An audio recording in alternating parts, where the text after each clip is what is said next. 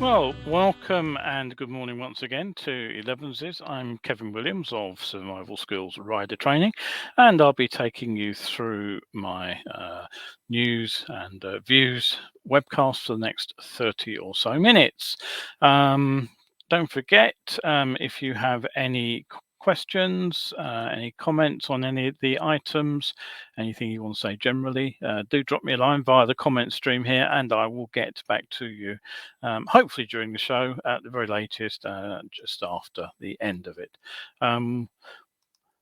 Who's looked in? Clive's looked in this morning. Good morning, Clive. Nice to see you.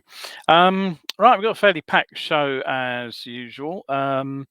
One piece of news which will not make many riders happy is that Horseshoe Pass in Wales is going to blanket 40-mile-per-hour limit, and speed cameras are going up on the A32 and the A272 in Hampshire, near the Meon area.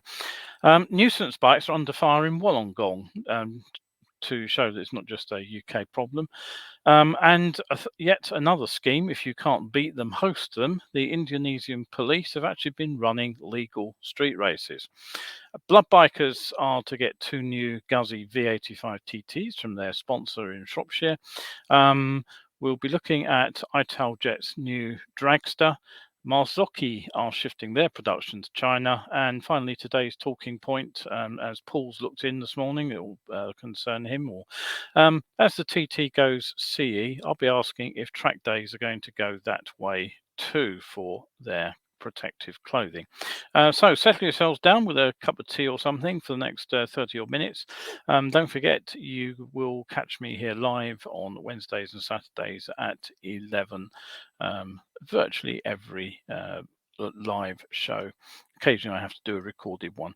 If you can't catch it live, you can always head over to my YouTube channel, and you can find it over there. Survival Skills UK. Don't forget that all important UK though, or you will find somebody telling you how to start fires or something similar. Right, okay, so on with the show. Before I actually start with the news, I will just remind you that I've lost that piece of the information. Where's that gone? Right, anyway, what I was about to say was that the gift vouchers are live on my coffee page. If you head over to the coffee and have a look over there, you'll be able to find that I do actually have gift vouchers. Oh, there it is. Here's the link to tell you how they work. I've put it somewhere else. I'll just get that up for you. There's me thinking I was all organised this morning. So while I've got your attention, that's the link to the gift vouchers. They're available till the end of February. The important thing to know is that you don't have to book a course now to take advantage of the gift voucher. You can leave it open right till November. And the best thing is you will actually save some cash when it comes to pay for the course. So go over there, have a look if you think you're doing some training, and find out how you can save yourself a bit of money. You can also save a bit of cash on my online coaching sessions as well. Okay, John's also looked in. Good morning, John. Good to see you too. Now, so on with the news. Well, as riders are looking forward to the lengthening and warming days once again here in the UK, motorcycling appears to be going under the hammer once more, and I'm not talking auctions. Now, in Wales, Denbighshire County Council have approved a blanket 40-mile-per-hour speed limit on the world-known biking road of Horseshoe Pass, which leads to the Ponderosa Cafe, a well-known biking hotspot on fine days. But unfortunately, the road is also seen as an accident black spot. Now, previously, there was a 60-mile-per-hour national limit on this road.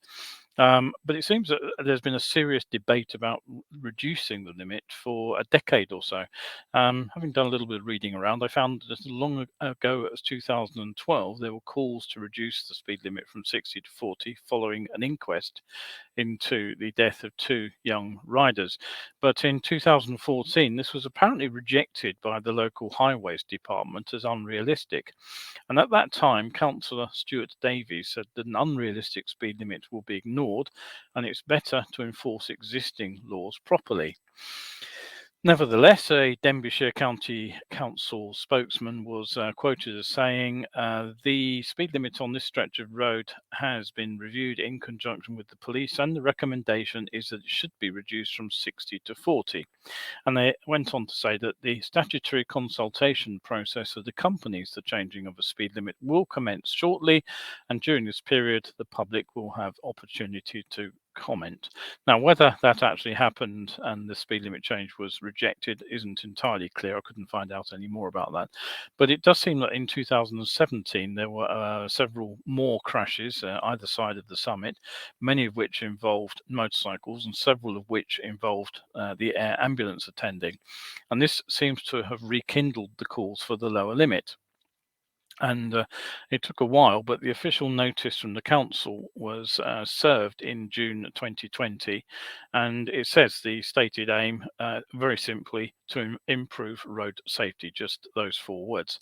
Now, objections to the proposals were invited, together with the grounds that they were made under, and they had to be submitted by the 1st of July 2020. Graham Timms, a Llangollen County councillor, says he and his colleagues are delighted that the limit has now been approved, and he said that council support for the limit was unanimous, but he did add that the time taken to approve the limit was delayed by a report in Motorcycle News, which resulted in many objections from all over England and Wales being received by the council. And he says that the process for introducing a new speed limit is rigorous and it has to be supported by evidence.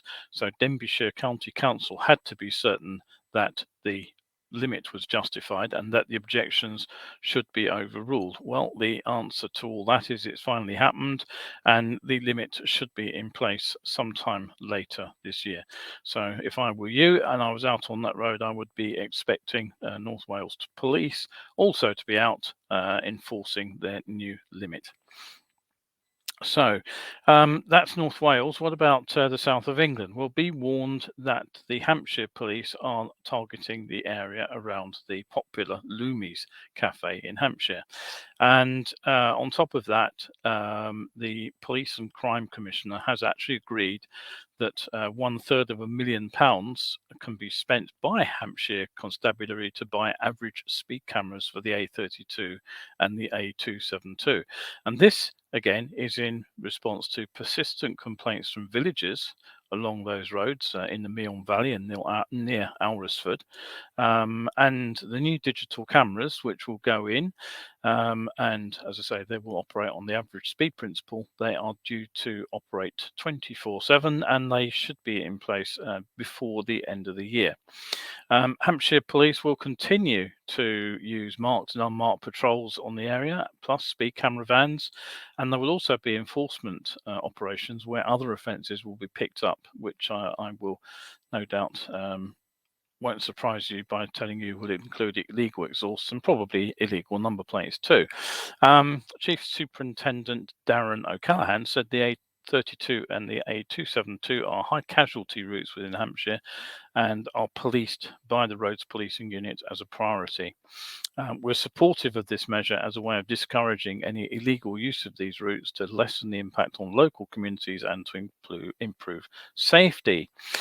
Flick Drummond, who's the MP for the Meon Valley, said these are roads where speeding has become a dangerous problem for many years, along with antisocial motorbike noise that causes so much anguish.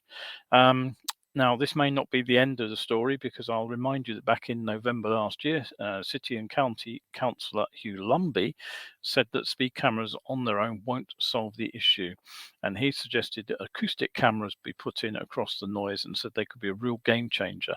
And he wants Winchester and East Hampshire councils to work together to find a way to get acoustic cameras up and running.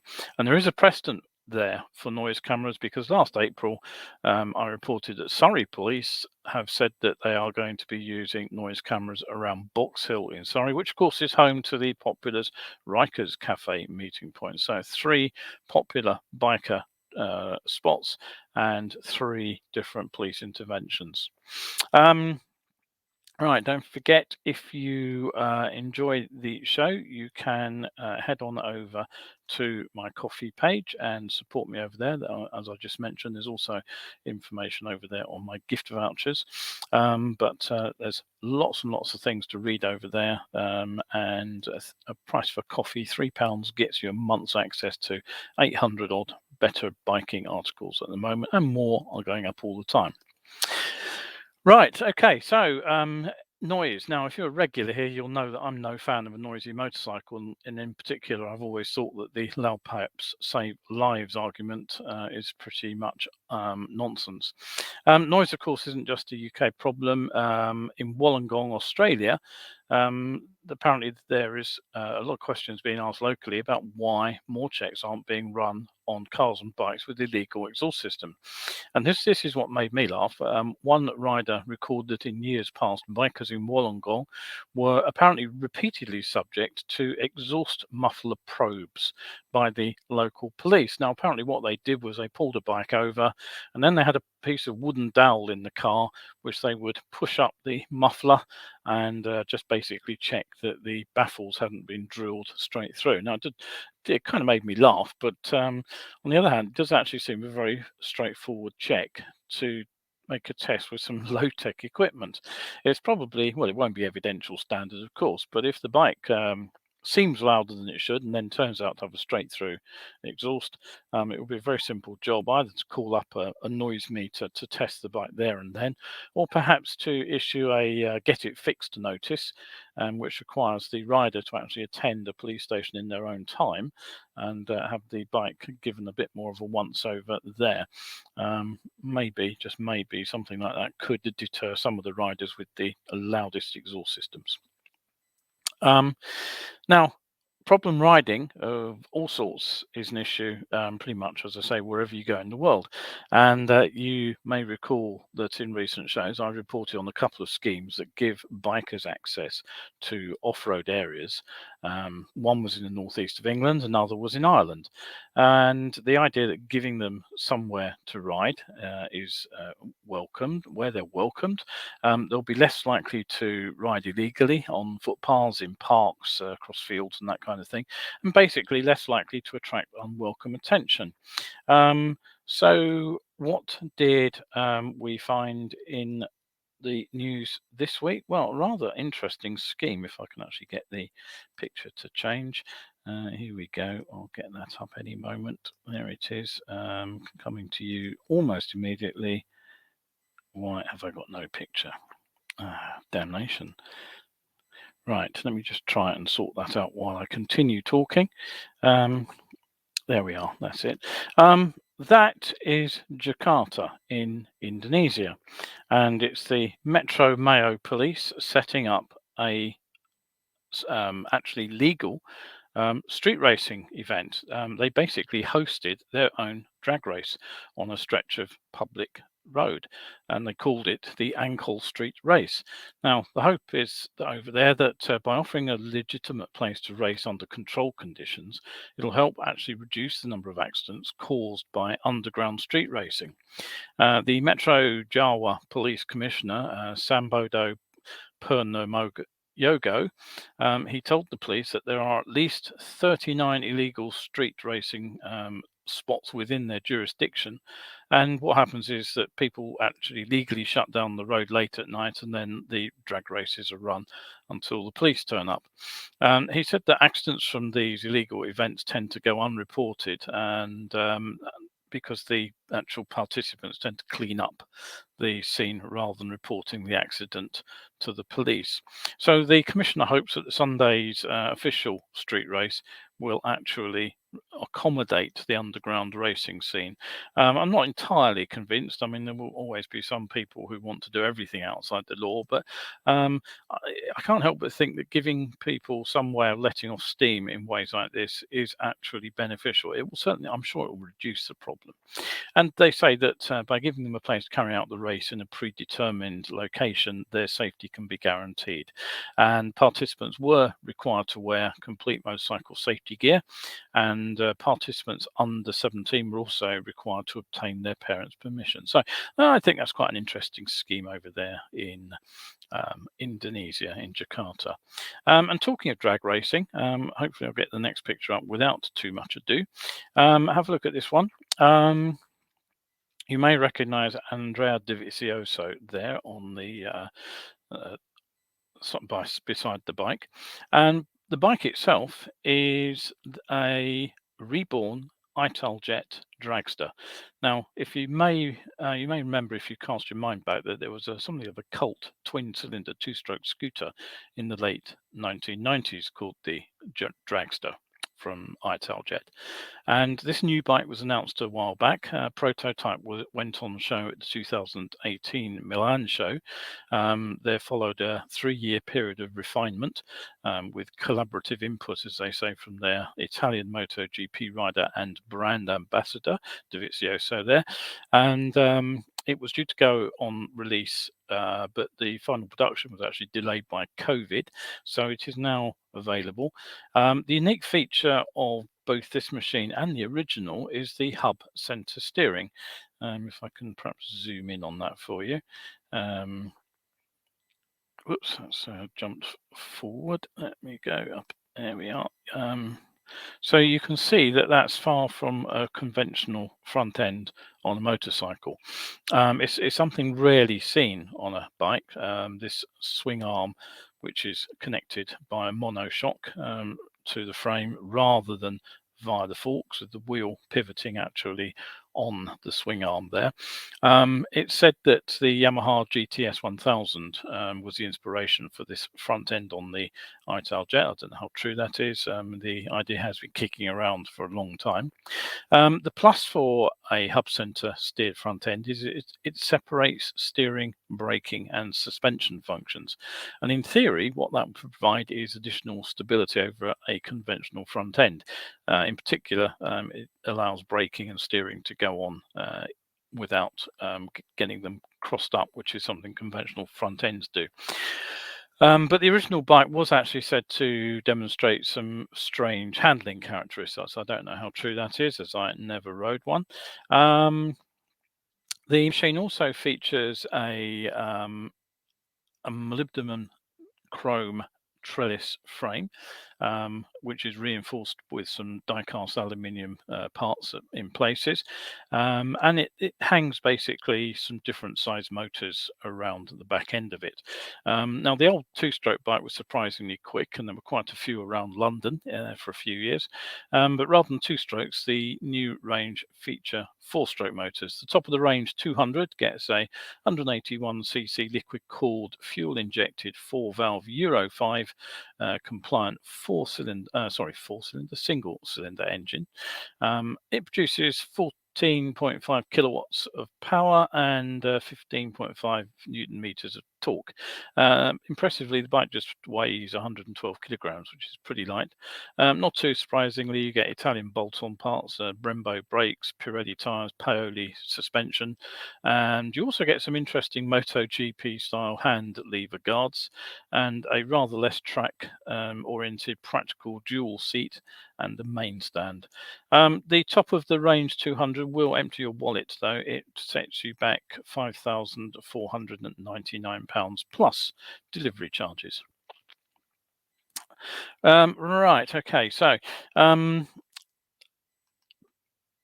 one of the activities I undertook years ago, at the same time as I was a courier, actually, was I was a blood biker for 4 or 5 years. That was all back in the early 1990s.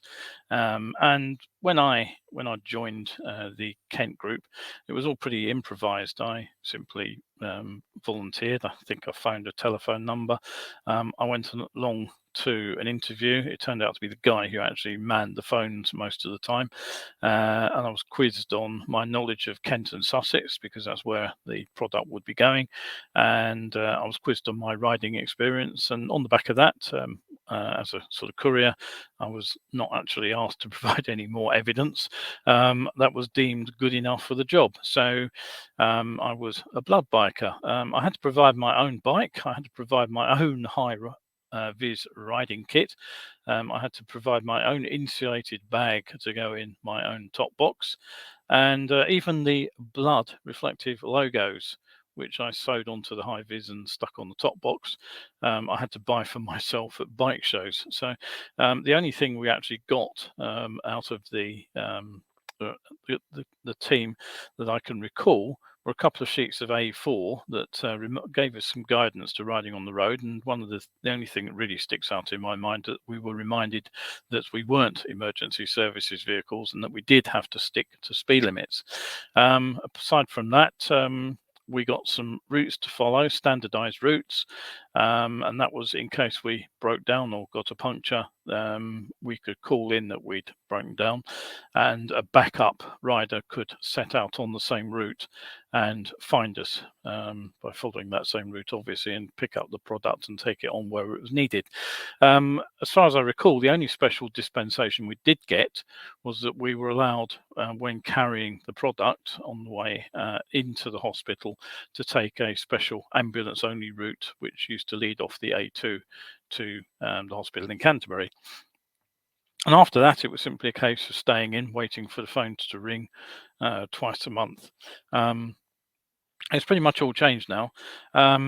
Thanks to company sponsorship, for example, the Shropshire, Staffordshire and Cheshire blood bikes have just added 2 new machines to their fleet.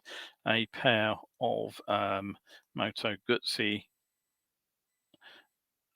V85 TTs. And again, let me just get the photo up for you. There's the bike.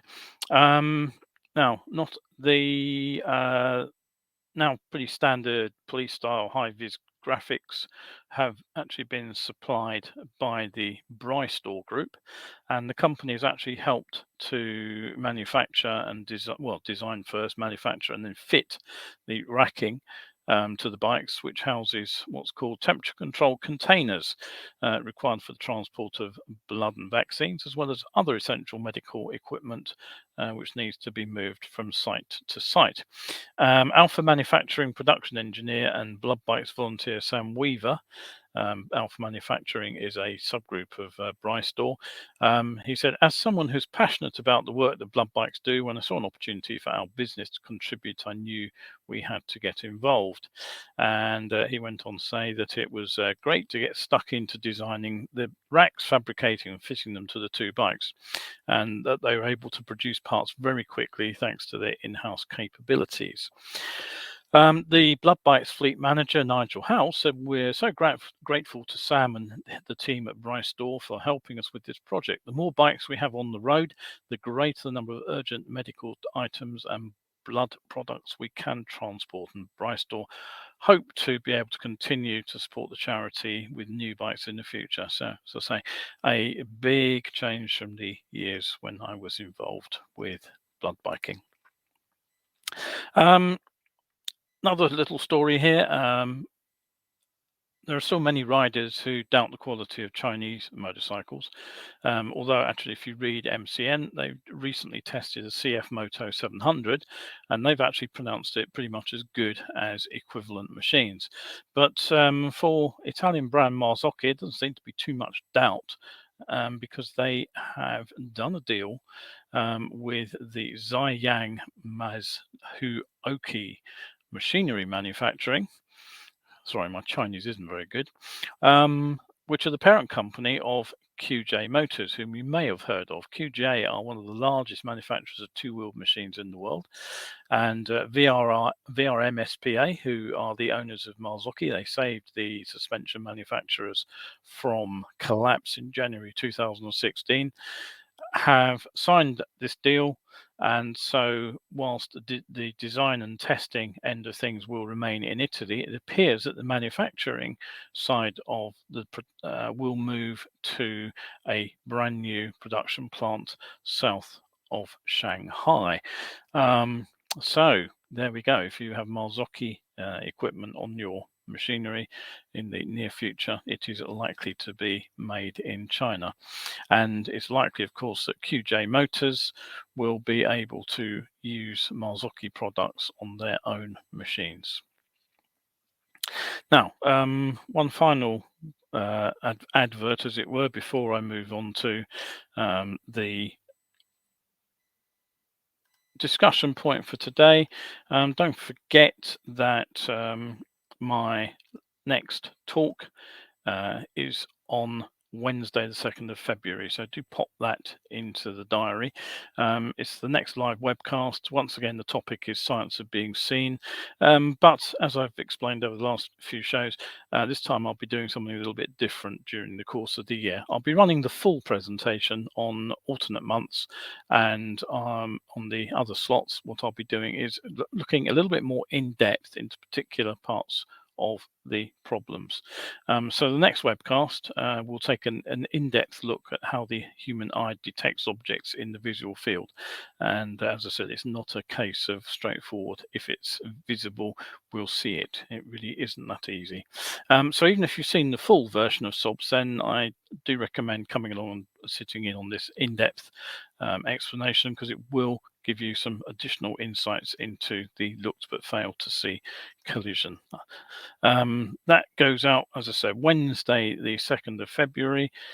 Tickets are £5. The show goes live at 8 o'clock, and you can book a seat here. There we go. That's going up as a link any moment now. There it is. All right. Okay. So finally on to today's talking point. Now, something that had slipped by me was the news that the rules for the kit being worn by riders competing at this year's Isle of Man TT have changed. In short, all solo competitors this year will be required to wear certified personal protective equipment, PPE for short. They'll also need a helmet that's on the FIM Racing Homologation Program. So that basically means a certificated helmet, a certificated gloves, certificated boot, and certificated leathers. Now, it was Paul Barnsbury, who's a regular visitor here, he's not arrived this morning, who tipped me off to this on Sunday, when I mentioned last week that Motorsports Vision, who run not only many of the track days that you attend in this country, but also manage many of the biggest circuits in the UK too, are now insisting on back protectors for track day riders. And what Paul said was, racing leathers, gloves and boots worn by solo competitors at this year's Isle of Man TT will be required to conform to the PPE regulation and to have been independently tested and certificated to, or certified to, the applicable standards. So I had a little bit more of a look at this, and I went beyond just the clothing, and it turns out one of a whole raft of measures, all aimed at improving the safety of the TT. So to give you some idea of what's going on behind the scenes, here are just some of the areas which have been addressed. Firstly, greater clarity and oversight around the organizational structure. So thinking basically from the very top down. In practical terms, they have redesigned race control. They are going to use GPS tracking. That's going to be tested in 2022 and mandatory in 2023. The circuit will see the installation of CCTV cameras, which will give race control a much better idea of what's happening over the 37.75 miles. And they'll also be installing an electronic red flag system. So again, I suspect that will be centrally controlled as well as under local control. Total review of the marshalling organization to include new and better training, and also better training modules as well. So there's a lot of work going on to improve how the races are actually run. In terms of organisation on the day, there will be fewer starters in each class, which they say will actually drive up the race standards and the professionalism of the competitors. There will be longer and more widely spaced qualifying periods, which will help riders recover between runs around the track, and there will be a warm-up lap on race days. Out on the circuit, there'll be larger pit boxes with fire safety cover for all teams. There'll be a new state-of-the-art medical centre. They'll establish an event-specific medical code. There will be a zero tolerance of drug and alcohol protocols with a testing program to match, and the circuit will get a fast response vehicle and specially equipped air med hospitals. sorry, what I said, hospitals, helicopters. Um, And on top of that, we've already talked about PPE standards for leathers, boots, and gloves, and body armor, and the FIM helmet homologation standard. And they'll also create a technical team to oversee these standards. Now, why the big change? Well, it's interesting to see what TT production manager Nigel Krenell has to say. Now, his experience of going quickly is extensive in itself because he is a former RAF Tornado pilot. But he's also specialised in aviation risk management. And he said back in November last year that for the TT to be sustainable in the long term, we have to be able to manage effectively the risks associated with the event and protect against reputational damage. This isn't about making sure everyone is wearing the right kind of high-vis jacket. It's about clearly defining roles and responsibilities. We want to be confident that everyone involved is doing their job to the best of their ability and has all the tools and training required to do so. So the implication is that there is a very positive movement towards a very professional attitude to running the TT. And what sticks out for me in that statement is the line about effective risk management and protection against reputational damage. Now, having the FIM homologation means the approved helmets have been thoroughly and independently tested at a designated laboratory, and adding the requirement for CE approved clothing with all the provisos about the different standards that we've talked about on this show does do the same.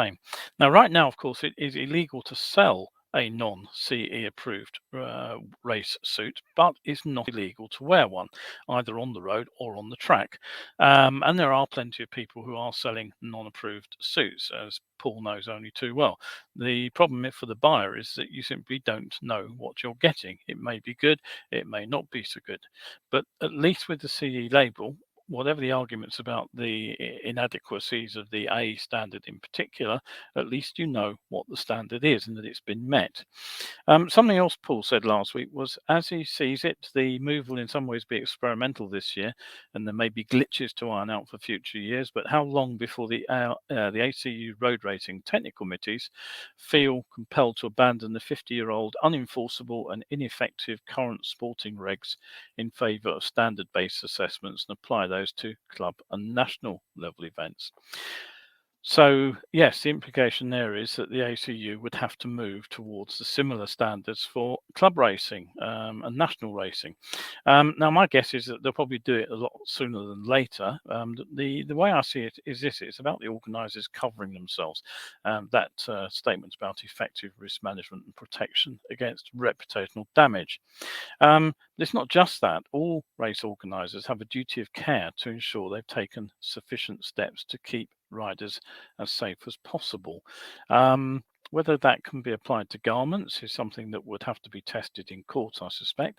But I am sure that the ACU are watching what's going on in the Isle of Man very closely, particularly given that they are keen to promote similar on-road events like the Isle of Wight road races in a very similar racing environment. Paul has just popped up a comment. There we go. The same regulation changes for the PPE and the TT have also been adopted for the 2022 Classic, TT and Manx Grand Prix. Thanks, Paul. I hadn't seen that. I haven't read any messages yet this morning. So thank you for that. Absolutely bang up to date info for you all, folks. So, where the ACU goes, will track day event organisers follow the same route? Well, that's the next question that Paul asked. And once again, I think it's highly likely, since crashes do occur on track days. MSV already require those back protectors as of March this year. So I don't think it will be long before they start asking for CE approved leathers to be worn. Probably not this year. Well, they would have done it already, I suspect. I believe they're probably waiting to see what happens with the TT and the ACU and which way the ACU jump. Yes, it'll be a bit of a faff because you'll probably have to turn up for registration with all your kit and be able to display the appropriate label. And I no doubt that some riders will resent having to get rid of high quality but non-approved leathers that they bought before the CE legislation came in.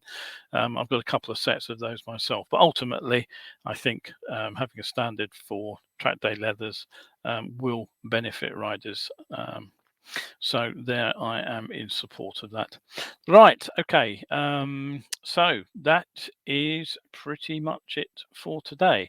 If you have any comments, any questions, do drop me a line.